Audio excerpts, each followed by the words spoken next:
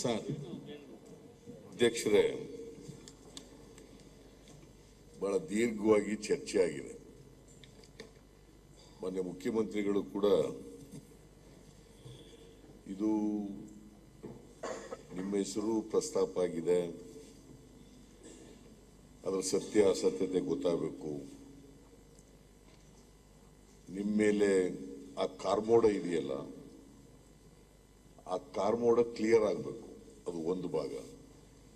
ಮತ್ತೆ ಅದು ಒಂದು ಧ್ವನಿ ಸುಳ್ಳಿನಲ್ಲಿ ಬೇರೆ ಬೇರೆ ವಿಚಾರಗಳೆಲ್ಲ ಪ್ರಸ್ತಾಪ ಆಗಿದ್ದಾವೆ. ಆದ್ರೆ ಎಲ್ಲರ ಬಗ್ಗೆನೂ ಕೂಡ ಸಮಗ್ರವಾಗಿ ತನಿಖೆ ಆಗಬೇಕು. ಸತ್ಯತೆ ಅಸತ್ಯತೆ ಈ ರಾಜ್ಯದ ಜನರಿಗೆ, ಈ ದೇಶದ ಜನರಿಗೆ ಗೊತ್ತಾಗಬೇಕಾಗ್ತದೆ. ಅದಕ್ಕೆ ಮತ್ತೆ ರಾಜಕೀಯವಾಗಿ ಇವತ್ತು ಶಾಸಕರನ್ನ ಜನರು ಯಾವ ದೃಷ್ಟಿನಲ್ಲಿ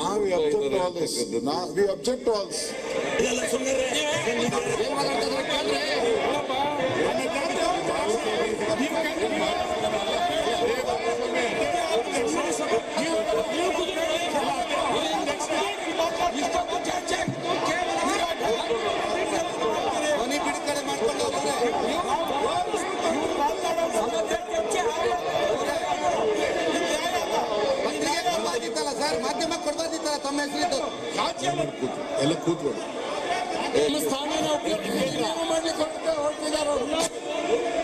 ನಿಮ್ಮನ್ನ ವೆಪನ್ ಆಗಿ ಉಪಯೋಗಿಸಬಾರ್ದವ್ರು.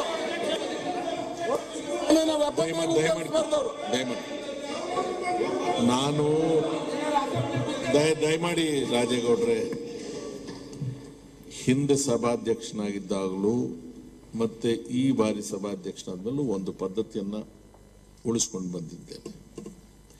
ಸಭೆಯಲ್ಲಿ ಈ ತರ ಗದ್ದಲ ಆದಾಗ ಯೂಶಲಿ ಸಭಾಧ್ಯಕ್ಷರು ಎದ್ದು ನಿಲ್ತಾರೆ. ನಾನು ಹೋದ 5 ವರ್ಷದಲ್ಲೂ ಅಷ್ಟೇ, ಈಗಲೂ ಅಷ್ಟೇ ನಾನು ಎದ್ದು ನಿಲ್ಲೋದಿಲ್ಲ. ಮತ್ತೆ ಆ ಗಂಟೆ ಇದೆಲ್ಲ ತೆಗೆಸೇ ಬಿಟ್ಟಿದೆ, ನಾನು ಅದನ್ನು ಬಾರಿಸೋದೇ ಇಲ್ಲ. ನೈತಿಕ ಬಲದಿಂದಲೇ ಈ ಸಭೆಯನ್ನು ನಾವು ನಿರ್ದೇಶಿಸಬೇಕಾಗ್ತದೆ. ನಾನು ಇನ್ನೂ ಸ್ವಲ್ಪ ಹೊತ್ತು ಕೊಡಕ್ಕೂ ನನಗೇನು ಅಸಹನೆ ಇಲ್ಲ. ತಮ್ಮ ಅಭಿಪ್ರಾಯ ಅಂತ ವ್ಯಕ್ತಪಡಿಸಿದ್ದಾರೆ. ಮಾನ್ಯ ಸಿದ್ದರಾಮಯ್ಯನವರು ತಮ್ಮ ಅಭಿಪ್ರಾಯ ವ್ಯಕ್ತಪಡಿಸಲಿ. ಮತ್ತೆ ಪ್ರತ್ಯೇಕ ನೀವೇನಾದ್ರೂ ಹೇಳಿದ್ರೆ ಹೇಳಿ. ಐ ಆಮ್ ನಾಟ್ ಇನ್ ಅ ಹರಿ. ಅಪರೂಪಕ್ಕೆ ಒಂದು ವಿಚಾರವನ್ನ ಬಹಳ ಗಂಭೀರದಿಂದ ಈ ಸಭೆ ಚರ್ಚೆ ಮಾಡ್ತಾ ಇದೆ. ಬಹುಶಃ ಮಾಧ್ಯಮಗಳವರಿಗೂ ಇವತ್ತು ಆಶ್ಚರ್ಯ ಆಗಿರ್ಬೋದು, ಈ ಸಭೆಗೆ ಈ ಯೋಗ್ಯತೆಯೂ ಇದೆಯಾ ಅಂತ ಅವ್ರಿಗೆ ಆಶ್ಚರ್ಯ ಆಗಿರ್ಬೋದು. ಇವ್ರು ಮಾಮೂಲಾಗಿ ಕಿತ್ತಾಡ್ಕೊಂಡು ಹೊರಟೋಗ್ತಾರೆ ಅಂತ. ಇಲ್ಲಿ ಕಂಟೆಂಟ್ ಇದೆ, ಅದರ ಪ್ರಾಪರ್ ಯುಟಿಲೈಸೇಷನ್ ಆಗಬೇಕು, ಟಾಲರೆನ್ಸ್ ಇರಬೇಕಾಗುತ್ತೆ. That is the price we pay for democracy. ತಾವು ಮುಂದುವರಿಸಿ. ಯಾರು ದಯಮಾಡಿ ಮಧ್ಯದಲ್ಲಿ ಇಲ್ಲ, ನಾನು ಎಲ್ಲ ನಾಯಕರು ತಮ್ಮನ್ನು ತಾವು ಯಾರ ಬಗ್ಗೆನೂ ಮಾತಾಡಿಲ್ಲ. ಮಾನ್ಯ ಯಾರ ಹೆಸರು ಪ್ರಸ್ತಾಪ ಮಾಡಿಲ್ಲ. ಯಾರು ಕೂಡ ನಾನು ನನ್ನ ಅಭಿಪ್ರಾಯ ಹೇಳ್ತಾ ಇದ್ದೀನಿ ಅಷ್ಟೇನೆ. ಮಾನ್ಯ ಸದಸ್ಯರು ಯಾರು ಕೂಡ ತಪ್ಪು ತಿಳ್ಕೊಳಕ್ ಹೋಗ್ಬಾರ್ದು. ಆ ಕಡೆಯವರಾಗ್ಲಿ ಈ ಕಡೆಯವರಾಗ್ಲಿ ಯಾರು ಕೂಡ ಆಗ್ಬಾರ್ದು.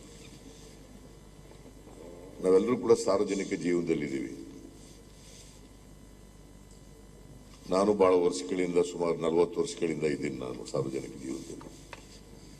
ಇವತ್ತು ಜನರು ನಮ್ಮ ಬಗ್ಗೆ ಏನ್ ಅನ್ಕೋತಾರೆ, ಏನ್ ಮಾತಾಡ್ತಾರೆ ಅಂತಕ್ಕಂಥದ್ದನ್ನ ಇವತ್ತು ನಾವು ಪ್ರತಿನಿತ್ಯ ಅನುಭವಿಸ್ತಾ ಇದ್ದೀವಿ. ನಮ್ಮ ಬಗ್ಗೆ ಬಹಳ ಲಘುವಾಗಿ ಜನ ಮಾತಾಡ್ಕೊಳ್ತಕ್ಕಂಥ ಪರಿಸ್ಥಿತಿಗೆ ಬಂದ್ಬಿಟ್ಟಿದೆ ಇವತ್ತು ರಾಜಕಾರಣದ ಬೆಳವಣಿಗೆ. ಇದಕ್ಕೆ ನಾವೇ ಅವಕಾಶ, ಇದು ಬೆಳಿಲಿಕ್ಕೆ ಅವಕಾಶ ಮಾಡಿಕೊಂಡು ಕೂಡುದು. ಇದಕ್ಕೆ ಒಂದು ಚರಣಗೀತೆಯನ್ನ ಆಡ್ಲೇಬೇಕಾಗ್ತದೆ. ಅದಕ್ಕೆ ಸದನದಲ್ಲಿ ಇದು ಆಗಿರ್ತಕ್ಕಂಥ ಬೆಳವಣಿಗೆ ನನ್ನ ಪ್ರಕಾರ ಒಳ್ಳೇದೇ ಆಯ್ತೇನೋ ಅಂತ ಅನಿಸುತ್ತೆ ನನಗೆ. ಇದರಿಂದ ಒಂದು ಪ್ರೆಸಿಡೆಂಟ್ ಆಗಬೇಕು ಇಲ್ಲಿ. ಯಾರ ಬಗ್ಗೆ ಆದ್ರೂ ಕೂಡ ಲಘುವಾಗಿ ಮಾತಾಡ್ಬೋದು, ಅವಹೇಳನಕಾರಿಯಾಗಿ ಮಾತಾಡ್ಬೋದು, ಅವಮಾನ ಮಾಡ್ತಕ್ಕಂಥ ರೀತಿಯಲ್ಲಿ ಮಾತಾಡ್ಬೋದು, ಅಪ್ರಾಮಾಣಿಕ ಅಂತ ಹೇಳ್ತಕ್ಕಂಥದ್ದನ್ನ ಧಾರಾಳವಾಗಿ ಬಳಸಬಹುದು. ಈ ತರದ ಮಾತುಗಳಿಗೆಲ್ಲ ಒಂದು ಕೊನೆ ಆಗ್ಬೇಕಾಗ್ತದೆ. ಅದಕ್ಕೆ ನಾನು ಹೇಳ್ತೇನೆ, ಸಮಗ್ರವಾಗಿ ಆ ಧ್ವನಿ ಸುರುಳಿನಲ್ಲಿ ಏನಿದೆ ಅದರ ಬಗ್ಗೆ ಎಲ್ಲ ಸಂಪೂರ್ಣವಾಗಿ ತನಿಖೆ ಆಗಬೇಕು. ಅದರ ಸತ್ಯಾಸತ್ಯತೆ ಗೊತ್ತಾಗಬೇಕು. ಯಾರು ಅದರಲ್ಲಿ ಇದ್ದಾರೆ, ಸತ್ಯ ಇದೆ, ಅದನ್ನು ಯಾರು ಅದಕ್ಕೆ ಜವಾಬ್ದಾರಿ ಇದ್ದಾರೆ ಅವ್ರಿಗೆ ಕಠಿಣವಾದಂತ ಶಿಕ್ಷೆ ಆಗ್ಲೇಬೇಕಾಗ್ತದೆ. SIT ಮೂಲಕ ಇದನ್ನ ಮಾಡಲೇಬೇಕು. ಅದಕ್ಕೆ ನಾನು ನಿಮಗೆ ಒತ್ತಾಯ ಮಾಡ್ತಾ ಇದ್ದೀನಿ ಅಂತಲ್ಲ. You have to uphold the dignity of this house. You are the custodian of this house. ನಮ್ಮೆಲ್ಲರದು ಕೂಡ ಮಾನ ಮರ್ಯಾದೆ ಕಾಪಾಡ್ತಕ್ಕಂಥದ್ದು ಕೂಡ ನಿಮ್ಗಿದೆ. ಅದರಿಂದ ನಾವು ಕೂಡ ನಮಗೆ ಒಂದು ಮಾರ್ಗದರ್ಶನ ಆಗ್ಬೇಕಾಗ್ತದೆ. ನಾವು ಮುಂದೆ ಹೇಗೆ ನಡ್ಕೋಬೇಕು ಅನ್ನೋದ್ರ ಬಗ್ಗೆನೂ ಕೂಡ ಅದು ಒಂದು ದಾರಿದೀಪ ಆಗ್ಬೇಕಾಗ್ತದೆ. ಅದಕ್ಕೆ ಇದು ಸಮಗ್ರವಾದಂತ ತನಿಖೆ ಆಗ್ಲೇಬೇಕು. ನಿಮಗೆ ನೋವಾಗಿದೆ ನಿಜ, ನಮಗೂ ಕೂಡ ನೋವಾಗಿದೆ. ನಿಮ್ಗೆ ನೋವಾದ್ರೆ ನಮಗೂ ನೋವಾದಾಗೇನೆ. ಬಹುಶಃ ಅದಕ್ಕೆ ನಾನು ಹೇಳಿದೆ, ಈಗ ಶಿವಕುಮಾರ್ HK ಪಾಟೀಲ್ ಹೇಳಿದಾರಲ್ಲ, ಇದರಲ್ಲಿ ನೀವು ಎಮೋಷನಲ್ ಆಗಿ ತೀರ್ಮಾನಗಳನ್ನ ಮಾಡಕ್ ಹೋಗ್ಬೇಡಿ.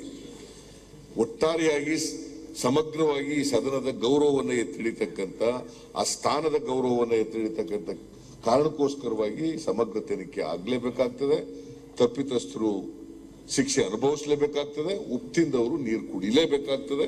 ಅದಕ್ಕೆ ನೀವು ನಿರ್ಣಯ ಮಾಡಬೇಕು ಅಂತೇಳಿ ನಾನು ಮುಖ್ಯಮಂತ್ರಿಗಳು ಹೇಳೋದಕ್ಕೆ ನನ್ನ ಧ್ವನಿಗೂಡಿಸ್ತಕ್ಕಂಥ ಕೆಲಸ ಮಾಡ್ತೀನಿ.